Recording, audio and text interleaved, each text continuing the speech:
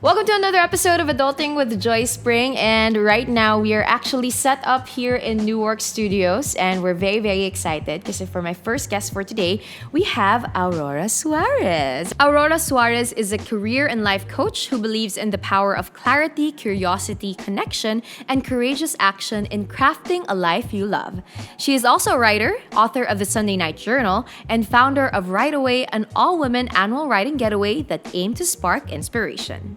Welcome to Adulting with Joyce Pring, Awi. Hi, Joyce. Thank you for having me. It's such a great afternoon to be here with you. I'm so excited. So just a little bit of a background. We met during Write Away, which is this all-women writing getaway that you've put together. And I was really inspired through this, it's like a retreat, diba? It is a retreat, yeah. So what gave you the idea to put together Write Away? Well, first, I'm so happy that you joined.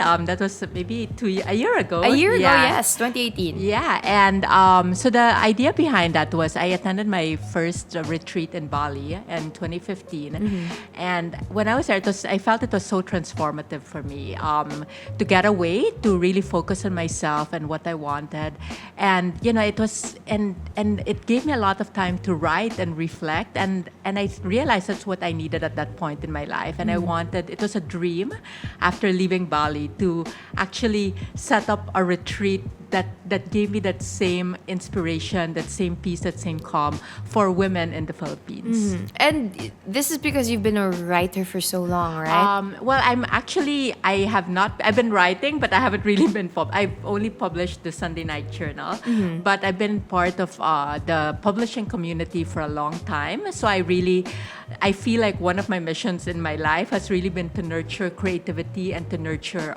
writing in everyone. That's actually very interesting because a lot of people would talk about being a creative in the Philippines, right? But whenever they talk about being a creative in the Philippines, it's always just a kind of side note to their main job. Parang, I am a teacher and I write on the side, or I am, a BPO agent and then I paint on the side. Was there really a point, before you transitioned from publishing and into writing, was that like a leap of faith going, okay, I'm gonna leave my day job and then I'm gonna be a writer and I'm just gonna go for it? Well, my job, what I really consider myself is a coach. Okay. Yeah. So the writing is actually an aside to the. Aside it to that actually also. supports my coaching business. When I left the publishing industry, it looked like a leap of faith on the outside because I've been there for 16 years. 16. And it was really where I grew and thrived and was able to really do and publish all the magazines and all the books that I wanted. But for me, more than a leap of faith, it became like the logical next step.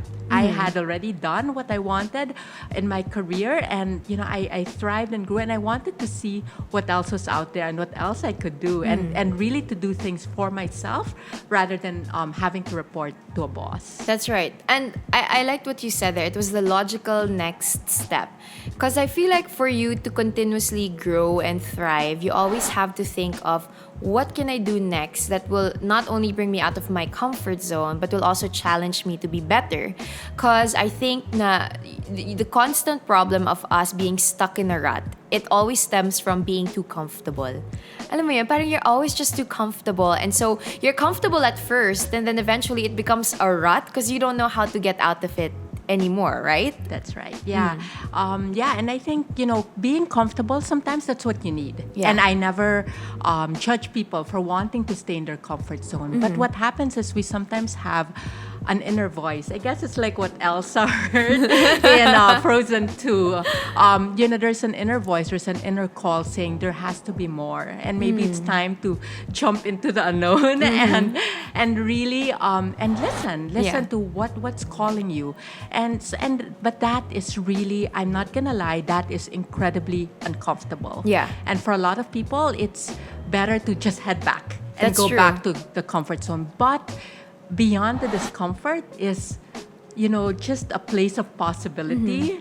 In fact, it's where once you get past the discomfort, where you end up is actually even better than what you had imagined. Wait, so how did you personally stay in that discomfort. Because you're right, a lot of people would just take a U-turn and go back to where they're comfortable. So for a lot of people, a lot of young people who are struggling, they want to get out of their comfort zone, they want to do something more, they want to try something else. But when they feel that discomfort, and you hear this story all the time, right? If millennials go into a job and it's a great job, it's a great opportunity, but the minute that they feel discomfort, they leave. They're like, this is not for me. I feel too uncomfortable. I'm not comfortable here. Palaging ganun yung problema, Right. diba? So, how do you get past that? I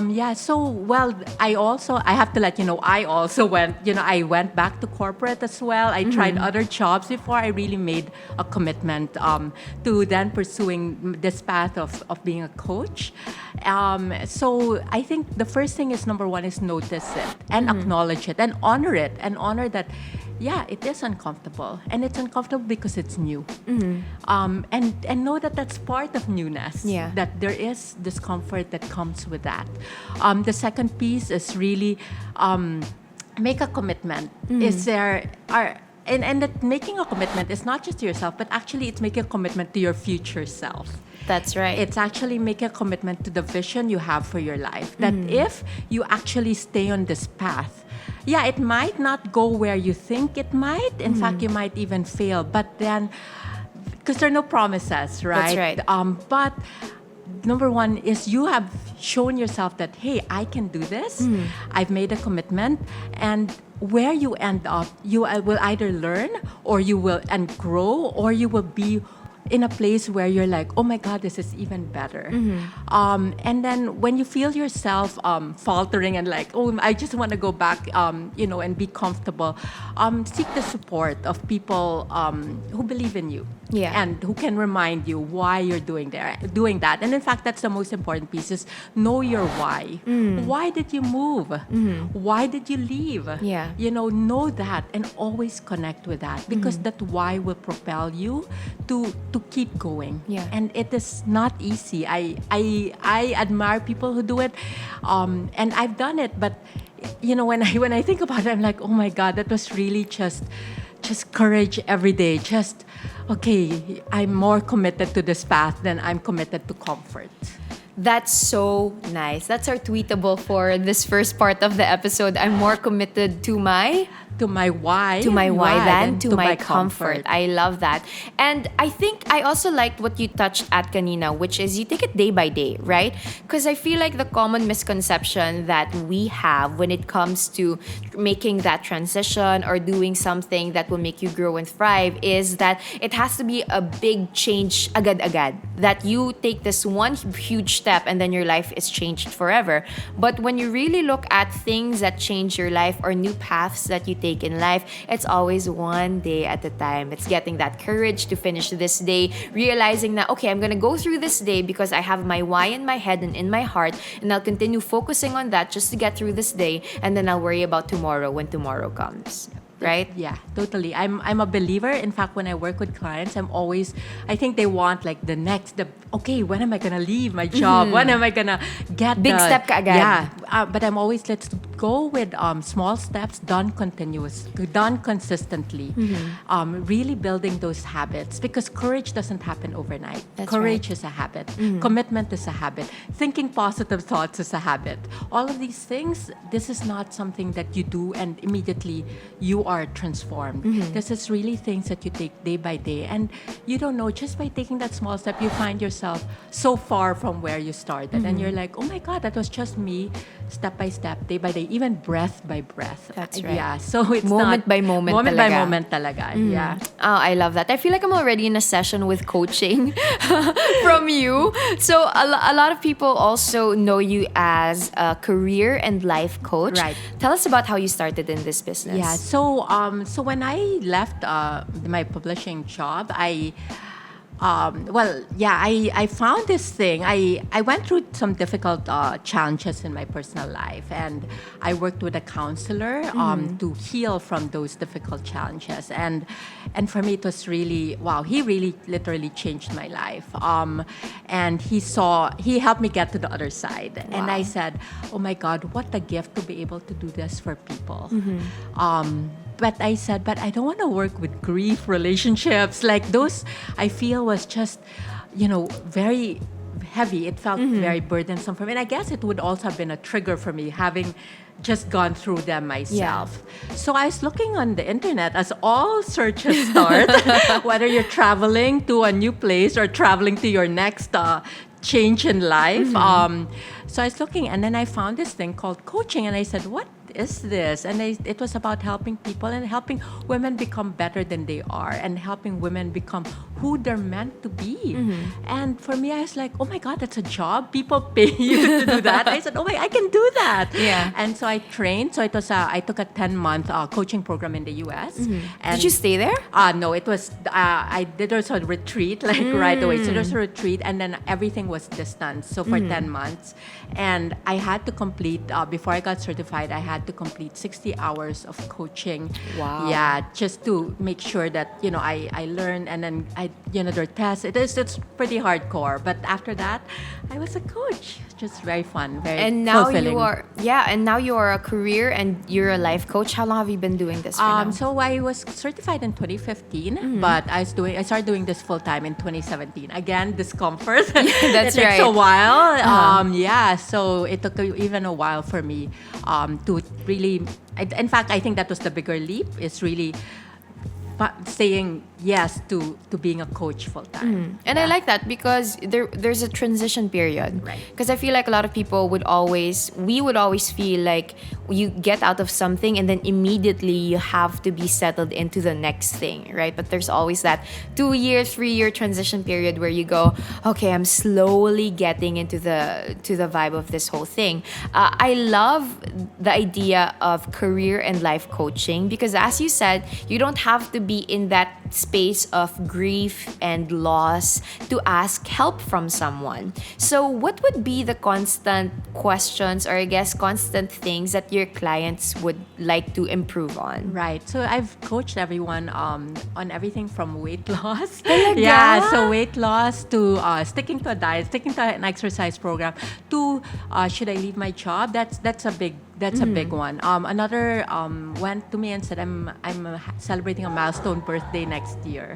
So I wanna take this year to really make sure that I'm on the right path and really know myself. So it's really been varied, but a lot is really career. How do I deal with bosses? How do I deal with teams? So and it's been so interesting. It's really about seeing like the woman they want to be. It's really seeing that I want to be better. I'm already great. I'm already good. Yeah. But I want to be better. Yeah. Yeah. And I feel like that's the constant thing that's a state that you want to be in. The state of I want to be better. One of my favorite writers, Jordan Peterson, wrote something like, you don't compare yourself with another person, you compare yourself with the person you were yesterday.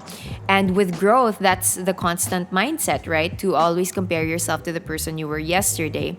If you could summarize some of the biggest lessons, or not even the biggest, some of the most important lessons that you've learned with your clients through either weight loss or sticking to a goal or changing jobs, what are the things that you've learned? Yeah, so the most important lesson I try to help my clients with is really this idea around gratitude, because a lot of people are so used to seeing what's wrong, like why things are taking so long to happen, but what I want them to see is what's actually working, what's actually going right in their lives. And I think that shifts a lot. It's because then they see, oh, there's not, I have a great life. I actually have a really good life. The second piece is really understanding your why. I think I'm so into that idea, and really understand, why am I doing this? Why am I, why is this happening? And why do I want this? Why is this my goal? So really digging deep into that. And the last is really taking responsibility. What's so interesting is really this whole idea that everything that happened to you is really a result of the choices you've made. That's right. And you cannot point fingers, you cannot make excuses. Everything is your responsibility. And when you wake up to that realization, that's actually really empowering, because then you realize, oh, then I can choose right things and then do the right thing. And without having to say, but my boss, but the traffic, or but the Philippines, but the politics. No, you can choose despite all of that. Yeah, and I know that sometimes it's hard, and again, this is why I say it's a habit, it's a practice, and it's not something that will happen overnight. It's really step by step, moment by moment. That's right. Okay, so here's a question also. Whenever you do coaching, it's always about creating a life you love, right? So what do you think are the simple steps? Because it's overwhelming sometimes to feel like, okay, I need to do all of these things for my life to be better, for my career to be better, for my relationships to actually flourish. And now that we're closing down 2019, or closing down a decade for some people, what do you think are the tiny steps that they can take to create a life that they love? Yeah, well, first, it's really stop looking at the shoulds and stop looking at everyone else, like what everyone else says. So you should exercise, you should be going out this Christmas, you should be celebrating the end of a decade, you should stop looking at the shoulds. It really is what is important to you. So look at that. For me, one of the most important things, like one simple step, is really journaling. Yes. Yeah, and it's really, and what I like with journaling is, number one, it gives you a space to leave your emotions on the page. And number two, it gives you a lot of clarity, because as you write, you realize, okay, A, either you can solve the problem on your own, or B, if you can't, at least it's written down, it's already dumped on something. Just get it out of your system. Yeah, just get it out of your system. And it's dumped on something completely unjudgmental. It is a blank piece of paper.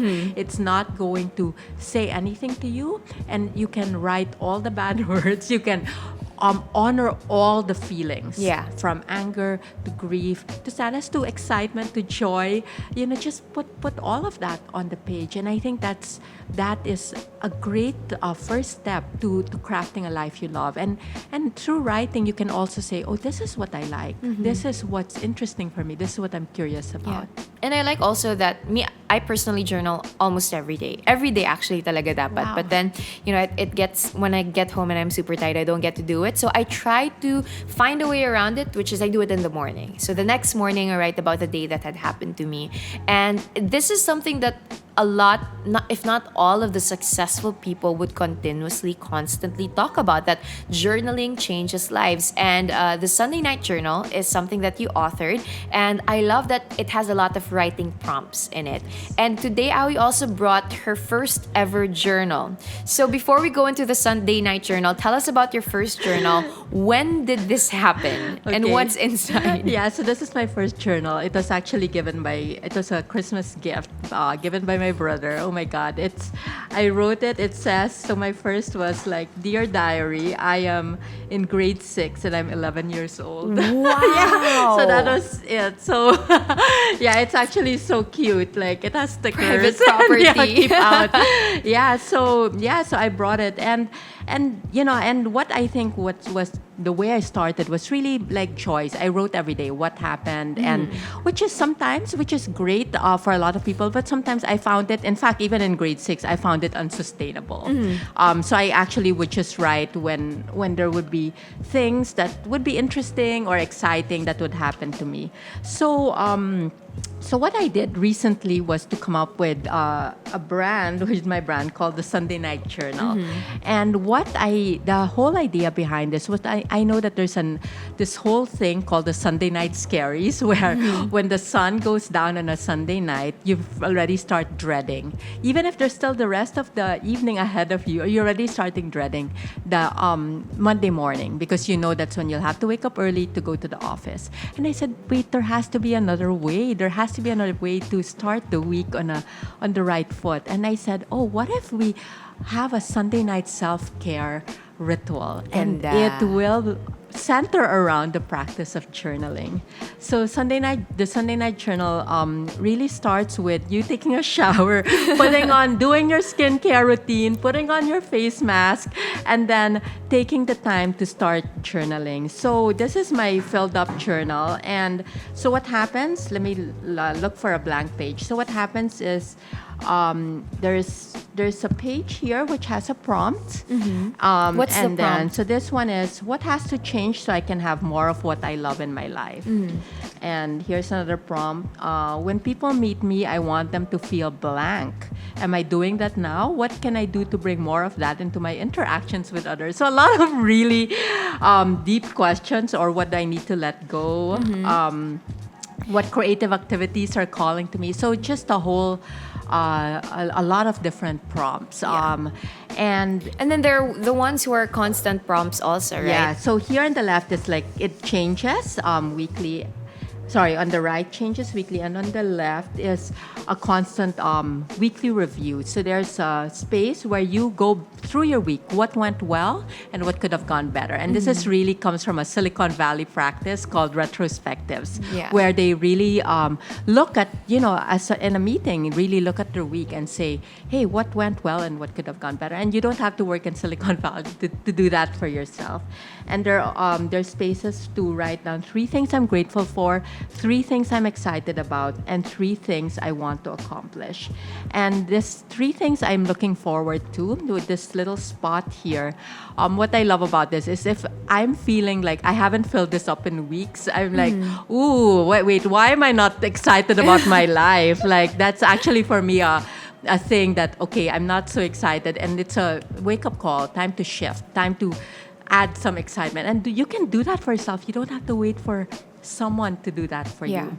And this is another fun section. At the bottom is just a little blank space where you can write an affirmation, a Bible quote, your quotation of the day, a tweet that you found, or just something, someone who uses it to test her pens. Anything, I call it the anything goes corner. So just write whatever you like in that little corner. You know what I love about the Sunday Journal? It's actually a great tool for a lot of people who aren't writers or not particularly inclined to writing, but they want to start journaling because they know that it can really help with their mental, emotional, spiritual state, right? It doesn't have to be an everyday thing that you write down, you sit down on, but it's a once a week thing where you just kind of assess the week that you've had, right? Yeah, and what I like about it, because it's part of the Sunday night self-care ritual, then you feel good. You end the week or you start the week feeling good. You feel like you've centered yourself, you're more mindful, you're more intentional about how you want your week to go,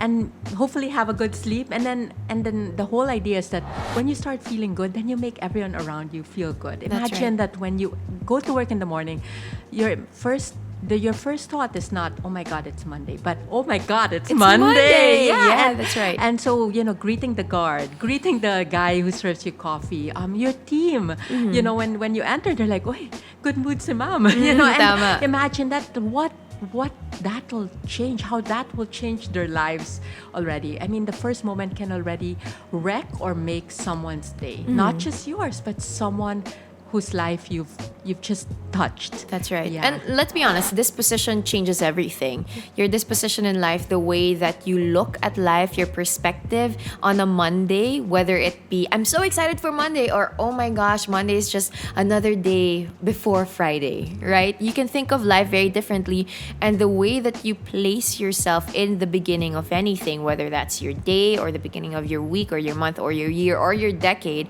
it changes the entire course of things for you, right? Yeah. And 2020 is coming, and we are closing down our interview right now with Aoi. But before we let you go, what's one thing that you would want to leave behind in 2019 or in this decade? And what's another thing that you'd like to carry over to 2020 and the rest of the decade? Oh, that is a very Sunday night journal question. Yes. Yeah. So I think number one, I would like to leave just really ideas that I'm limited, just ideas that, like the fact that you can only play in this space. This idea of staying small. And I actually want to just carry this idea of abundance, and I carry this idea of, taking responsibility for everything that you've made, every choice that you've made, really owning that, and I think really the biggest thing is really being grateful. I mean, being grateful for this afternoon here with Joyce, being grateful for this wonderful space we're in, and being grateful to be able to do the work that I do and be able to talk to everyone. On this podcast/vlog today. Thanks, Aoi. If you want to be able to try a career and life coach, Aoi has a website. So tell us more about your digital platforms, Aoi. Yeah, so so you can find me on auroramsuarez.com, and you can also find me on Instagram on @yourheartcraftedlife. And if you're interested in the Sunday Night Journal, so I have 3 products. So this is volume 1. And this is volume 2. And I also came up with washi tape, which is really cute. It has journaling prompts. Oh, so wow. It's really cute. So you can just use, take any notebook and then just stick in the prompt and then cut it where it changes color. Oh, wow. Yeah, and That's then great. and then just stick it in. So if you're getting into like a writing rut, so if every day you've been writing and you're kind of getting into writing rut, like, oh, I'm tired of writing about like my life, maybe pull out a prompt and then just answer that through this A great idea. Sunday Night Washi. So these are all available on my website and on yoursundaynight.com. Wonderful. Thank you very much, Aoi. Thank you for guys. being on the show. Thank you. It was lovely, and it's such a pleasure for me. Thanks, Aoi. Thank you very much for watching and listening to this episode of Adulting with Joyce Pring. Aoi and I would love to hear from you, and we've got some questions that you can answer through the comment section on my Instagram and YouTube or through joycepring.com. Aoi? Okay, so the first question is, what was the biggest lesson you learned in the past year? And the second question is, what 3 things are you most grateful for in 2019? Awesome.